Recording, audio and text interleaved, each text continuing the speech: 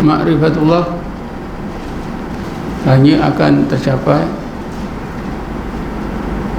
apabila kita sampai ke peringkat ihsan, seperti yang disebut oleh Rasulullah sallallahu alaihi wasallam, al-ihsan an ta'budallaha ka'annaka tarahu fa in lam takun tarahu fa innahu yaraka. Hanya seseorang yang disampaikan oleh Allah ke tingkat ihsan saja, seperti yang disebutkan dalam hadis Nabi yang terkenal itu, maka seseorang itu tidak akan dapat hanya orang yang disampaikan oleh Allah ke tingkat ihsan saja yang akan dapat kurnia daripada Allah, ma'rifatullah. Siapa juga yang tidak disampaikan oleh Allah ke tingkat ihsan, maka dia tidak akan dapat ma'rifatullah.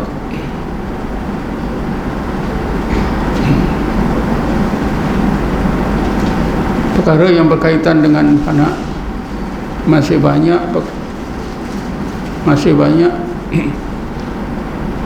yang perlu kita fahami.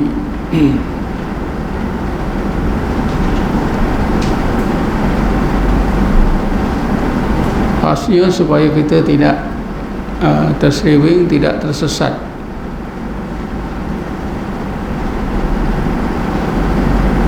Daripada hakikat fana yang sebenar. Kerana syaitan sentiasa menggunakan kalimah fana, begitu juga kalimah ma'rifah untuk menyesatkan kita. Ramai orang-orang Islam yang tersesat, disesatkan oleh syaitan menerusi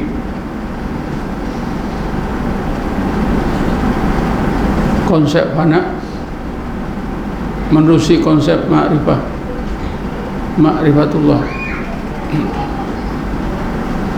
Jadi pada malam ini saya fikir eloklah kita lihat lebih lanjut tentang fana.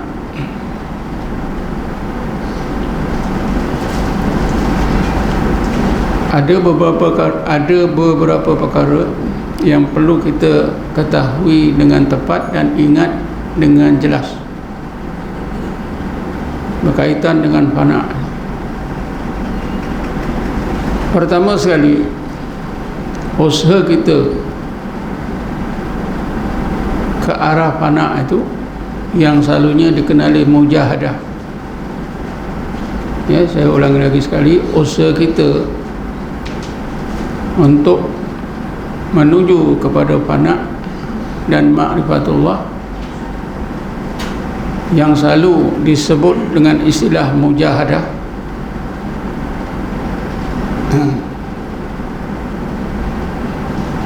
Mujahadah dalam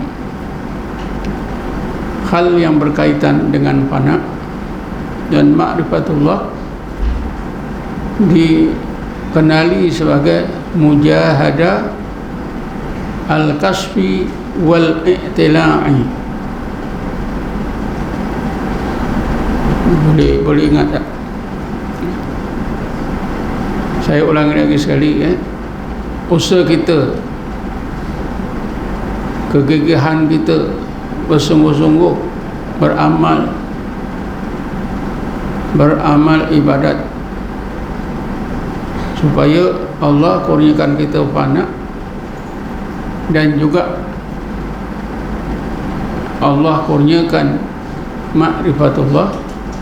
Usaha kita itu diistilahkan sebagai mujahadah al-kasfi wal-i'tila'i. Senang saja, mujahadah al-kasfi wal-i'tila'i. Ain alif lam alif tad lam alif ain, al-i'tila'. Kita selalu mendengar tala'al badrun alaina, Tala'a, telah terbitlah Badrun, 1 bulan, alaina, di atas kita. Nabi Muhammad itu dianggap sebagai bulan yang menerangi kehidupan kita. Jadi tala'a artinya telah terbit. Jadi i'tila artinya nampak dengan jelas. Tala'a itu terbit dan nampak dengan jelas. 1 bulan, yaitu Muhammad sallallahu alaihi wasallam yang menerangi kehidupan kita. Jadi mujahadah al-kasf wal i'tila'i, mujahadah yang membawa kepada kasyaf dan jelasnya perkara-perkara yang biasanya tak jelas, nampak dengan jelas dalam pandangan hati, dalam pandangan roh, yang biasanya tidak jelas, tidak nampak. Misalnya dalam masa hidup kita ini macam-macam perkara rahsia-rahsia Allah yang kita tak nampak. Tapi bila kita mati, roh kita itu boleh nampak. Jadi roh kita nampak rahsia-rahsia Allah sesudah kita mati itu. Itu namanya al-i'tila. Al-i'tila itu artinya nampak jelas. Saya ulangi lagi sekali kalau kita soalkan, kita menggunakan sistem soalan, apakah nama mujahadah yang membawa kepada, yang biasanya membawa seseorang kepada fana dan ma'rifatullah? Jawapannya mujahadah al-kasfi wal i'tila'i. Ini kita dapat istilah ini daripada Ibnu Khaldun, kitab beliau, kitab Sifa'us Sa'il li Tahdhibil Masail, penyembuh bagi orang yang bertanya untuk menjernihkan berbagai masalah. Maknanya tuan-tuan, kalau seseorang tidak melakukan mujahadah al-kaswi wal i'tila, dia mengaku fana, itu bohong. Ya, itu bohong. Misalnya dia pergi umrah, tawaf jatuh, dia tak sedar 2 hari, duduk hospital. Dah bangkit, dia cerita dengan keluarga, saya sebenarnya tidak pingsan, tidak koma, saya fana. Kita pun percaya, sebab apa? Tengah tawaf.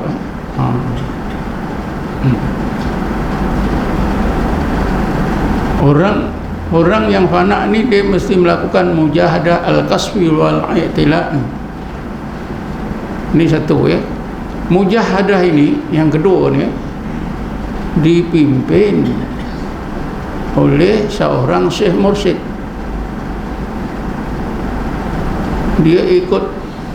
Dia belajar tasawuf pun tidak, dia belajar tarekat pun tidak. Tawak dia jatuh, orang angkat dia ke hospital, koma. Bila dia terbangkit, bila dia bangkit sedar, dia kata saya fana. Sebab 2 hari 2 malam ini saya seolah-olah pergi melawat satu kampung.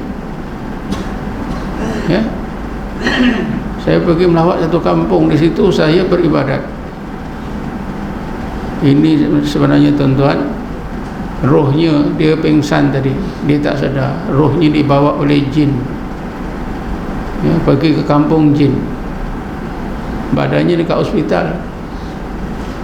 Ini bukan fana. Jadi yang kedua tadi apa? Mujahadah al-kasf wal i'tila', ini mesti ada syekh atau guru yang memimpin. Syekh atau guru yang memimpin ni tentunya pernah difanakan oleh Allah, bukan sebarang guru. Kalau tidak pernah difanakan oleh Allah, macam mana dia boleh memimpin?